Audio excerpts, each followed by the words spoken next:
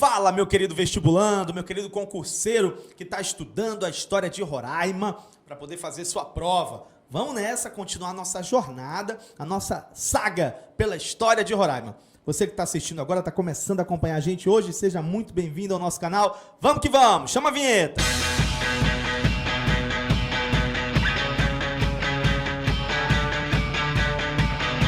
Nas cenas do capítulo anterior, a gente terminou falando sobre o Forte de São Joaquim, ou Forte São Joaquim do Rio Branco, e todo esse cenário, né, do início da colonização desse território de Roraima, naquele momento da história, né, do processo dos europeus aqui por essas bandas, né?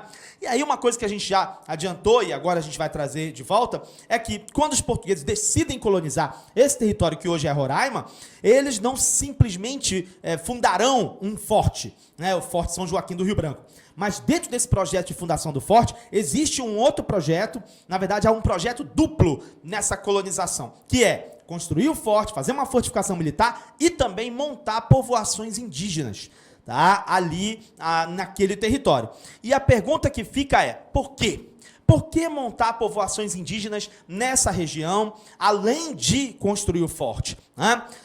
Duas respostas são possíveis aí para essa pergunta. A primeira é que quando eles decidem montar aldeamentos, montar povoações indígenas, realmente, né, a função principal disso é habitar essa região.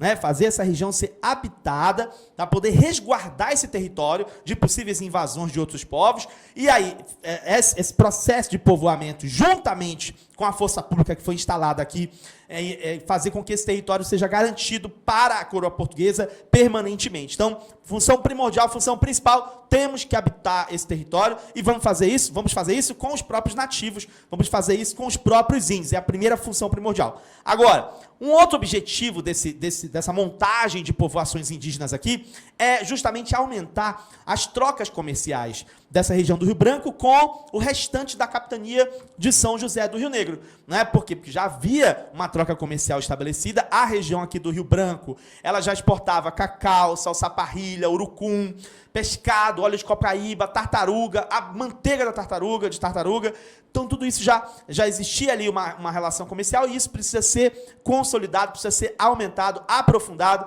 nessa relação comercial entre a região do Rio Branco e a região do restante da capitania de São José do Rio Negro. E o que explica isso?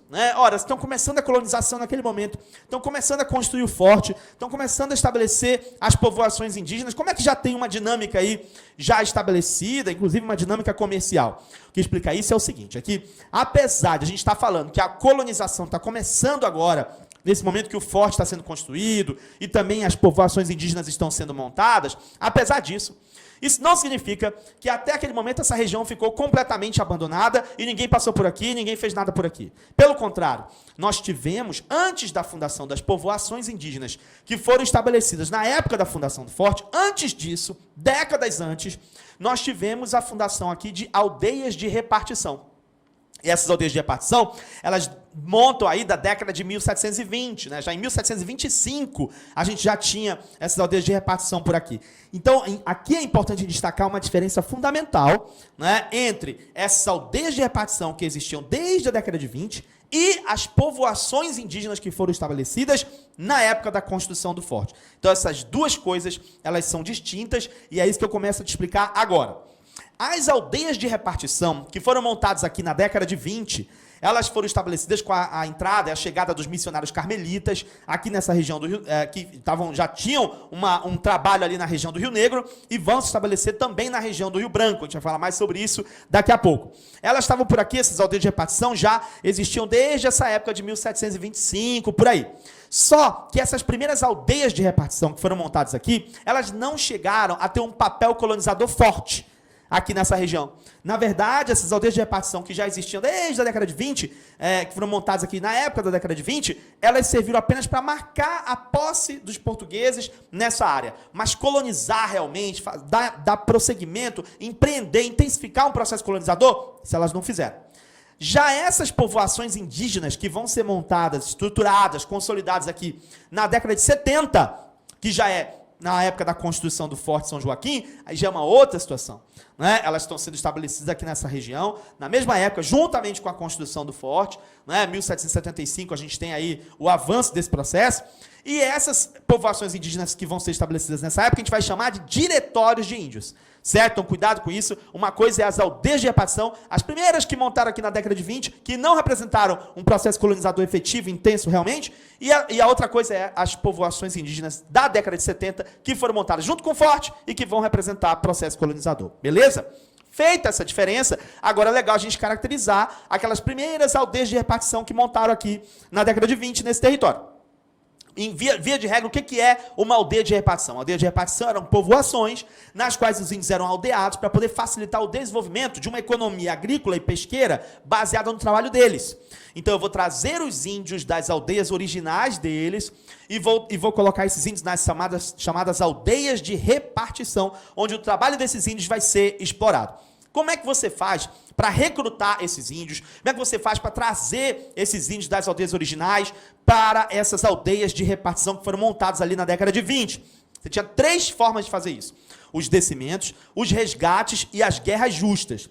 O que eram os descimentos? Os descimentos eram o deslocamento do índio da aldeia de origem dele, a aldeia que ele está lá no meio do mato, né, que ele mesmo fez, para as aldeias de repartição, que são essas aldeias montadas pelos colonizadores. Como é que você vai fazer isso? Como é que você vai trazer o índio lá para cá? Você vai convencê-lo, né, de que é melhor ele vir se estabelecer aqui nas aldeias de repartição, né, a possibilidade de ter outras perspectivas para ele e tudo mais.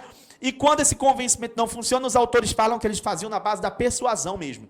Né? O índio era trazido na marra, né, pela coação, pela persuasão, por um poder coercitivo mesmo, e era deslocado da aldeia de origem dele para as aldeias de repartição. Alguns autores também vão falar que esse convencimento, essa persuasão, eles não são unilaterais.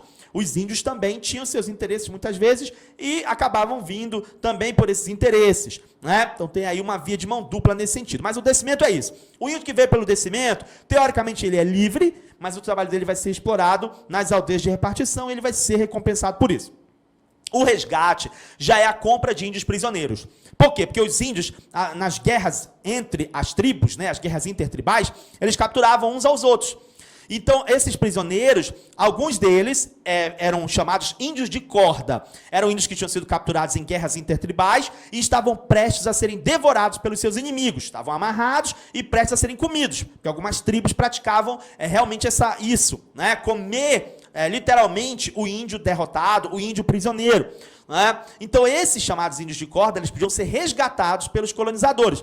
Os colonizadores negociavam o resgate desses índios com os líderes que capturaram esses índios, em troca de mercadorias, de objetos que fossem de interesse da tribo. E assim você resgatava aquele índio de corda, que estava prestes a ser comido, e esse índio, teoricamente, tinha que ser teu escravo por 10 anos. Né? Mas depois a legislação mudou e acabou que eles viraram escravos por toda a vida. O resgate é isso: compra de índios prisioneiros ou índios que foram aprisionados em guerras intertribais, índios de corda que estariam prestes a serem comidos. Mas na teoria era isso, mas na prática não era isso que acontecia, porque findou que as tropas de resgate viraram grandes expedições, onde os caras traziam centenas de índios mesmo, também na marra, comprando esses índios, trocando esses índios por armas e outros objetos com as outras tribos indígenas, e aí virou um comércio de índios, na verdade. Nem todos esses índios que eram teoricamente resgatados eram índios de corda. E a guerra justa? A guerra justa é aquela guerra dos colonizadores com a tribo indígena. A legislação dizia que essa guerra seria considerada uma guerra justa em vários critérios, né? Se a tribo estivesse atacando os colonizadores, se fossem índios que estivessem se recusando a se converter ao cristianismo, se fossem índios que estivessem atrapalhando o processo de catequização das outras tribos. Então tinha alguns critérios que a legislação estabelecia para que um colono tivesse autorização para fazer uma guerra contra uma tribo indígena e acabar derrotando essa tribo e capturando índios dessa tribo.